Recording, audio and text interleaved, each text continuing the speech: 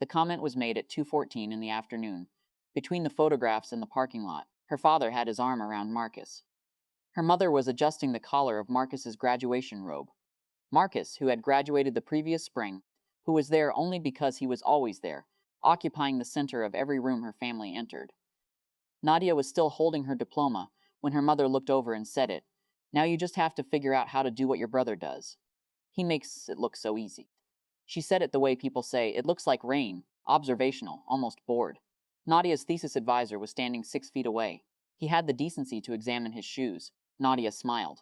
She had been smiling that particular smile since she was 9 years old. It used almost no muscles. Growing up, the division of labor in that house was invisible but precise. Marcus had possibility. Nadia had utility. Marcus got the long dinner table conversations about what he might become. Nadia got the list of what needed doing. Marcus's stumbles were called finding himself. Nadia's silences were called attitude.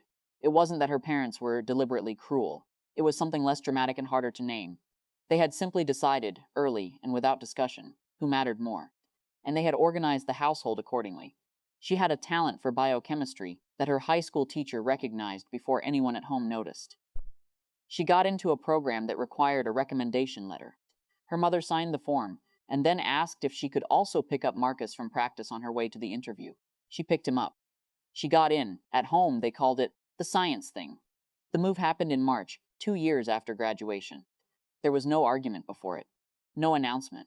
She signed a lease, arranged a moving truck for a Saturday when both parents were at one of Marcus's company events, and transferred her direct deposit to a new account. She left her key on the kitchen counter with a note that gave her new phone number. Her mother called once, in April, about a piece of mail that had arrived. By June, the calls had stopped. She assumed they were adjusting to her absence the way they'd adjusted to everything she did. By not quite noticing it had happened, she was probably right. What she built in that city, she built without announcing it. A position at a research institute that worked in pharmaceutical trials, then a second degree, part-time, evenings. The kind that takes 3 years when you're also working and no one is asking how you are.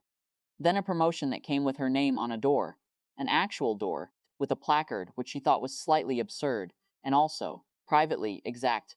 Her colleagues called her Dr. O.C. before the degree was finished, which she corrected the first time and let go the second. She did not post about any of it. She did not send updates. She was not performing absence. She had simply stopped including them in a life they had never fully acknowledged. Marcus arrived on a Thursday with the particular energy of someone executing a task they've been told is casual. He used the phrase, "Mom said," 4 times in the first 20 minutes. She made coffee. She did not make it easier for him. He looked around the apartment the way people do when they're recalibrating. The books organized by subject, not alphabetically. The framed acknowledgement from a journal on the wall, which he stood in front of for a moment too long.